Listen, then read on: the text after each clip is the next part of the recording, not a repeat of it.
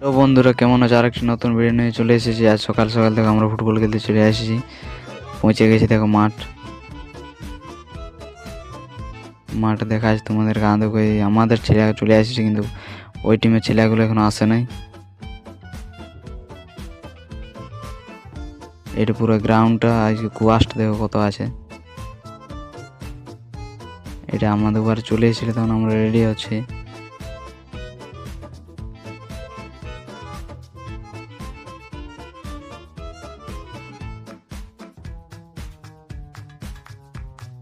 তারপরে একটু আগুন পোয়াচ্ছিল ওরা।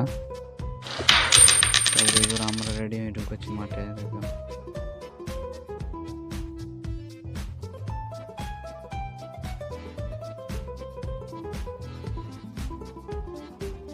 দেখো তো দেখা আছে পরের ভিডিওতে বন্ধুরা। Bye bye.